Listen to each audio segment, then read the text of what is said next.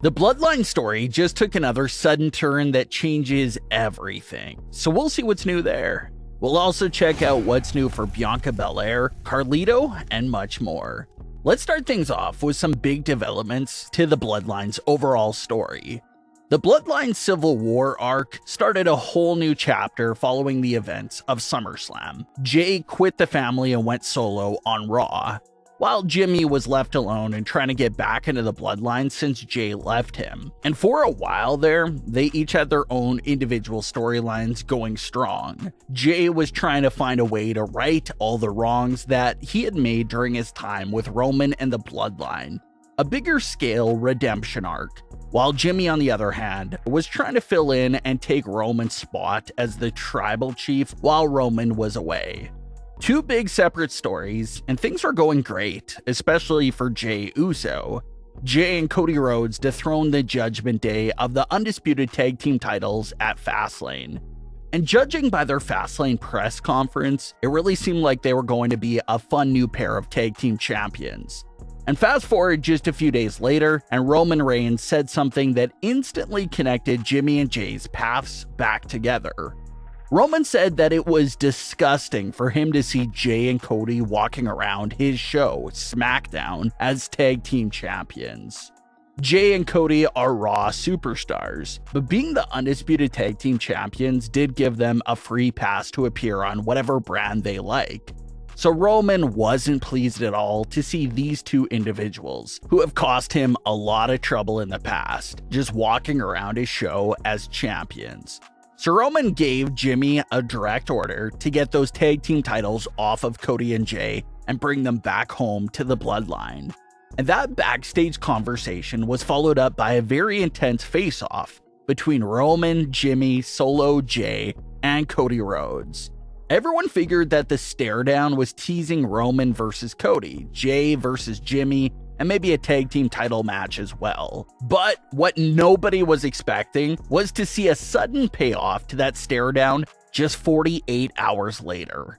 The October 16th edition of Raw featured a big tag team title match between Jey and Cody versus Finn and Damian. At this moment in time, Jey and Cody had only been champions for 9 days.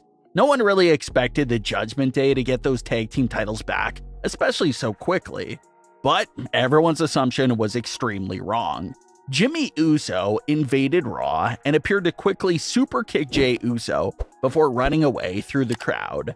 And it's because of Jimmy Uso's involvement right there that Jey and Cody ended up losing the tag team title to the Judgment Day after only 9 days as champion, which caught everyone by surprise.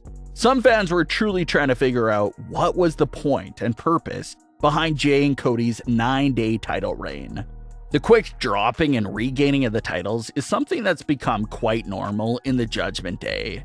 We saw Dominic Mysterio lose his NXT North American title just to gain it back 3 days later. And now we've seen a similar thing with Finn and Damian. They lost their tag team titles just to regain them after 9 days. One thing about the Judgment Day regaining their titles is that it does switch things up from the ordinary of what we're used to seeing. Usually when a champion loses their title, they do get their rematch clause at times. But no one ever expects them to win the title back from that rematch. That usually never happens in that fashion. But with the Judgment Day, they've really flipped the script and actually won their titles back in every single title rematch so far. So maybe they're setting Rhea Ripley up for a similar moment. Maybe she loses her title in the Fatal 5-Way at Crown Jewel, and we'll see her get the title right back just days later. Maybe they keep that same theme going there with her as well. That's how things have been going for the other Judgment Day members, so it wouldn't be that big of a shocker anymore if that was to happen to Rhea Ripley's title reign. But what was the purpose of Cody and Jey's reign in actuality? Well, maybe they just wanted to use the titles to give them a proper reason to have that SmackDown premiere stare down, and that was it. Obviously, the much bigger reason is because both Cody and Jey will eventually come for Roman and Jimmy for not only costing them the tag team titles, but for all the built-up events of the past as well.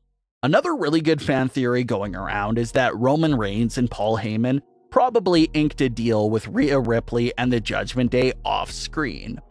Rhea Ripley was at SmackDown a few weeks back, and she was really getting in the face of Paul Heyman about setting up a collaboration between the Bloodline and the Judgment Day.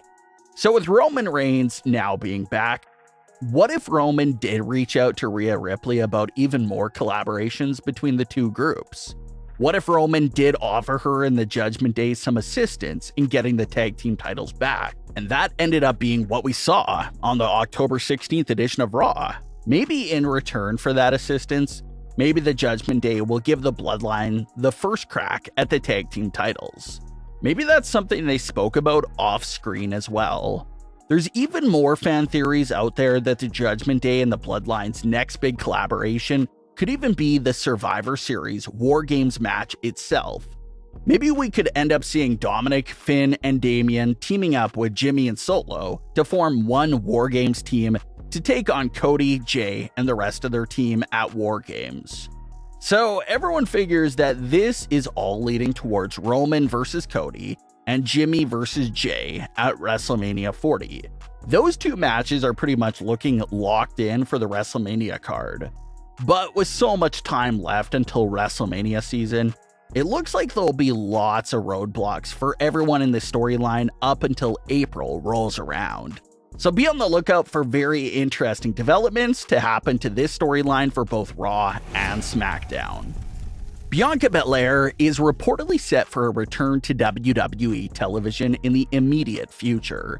Bianca has been missing from television since early mid-August when she was attacked backstage by Damage Control.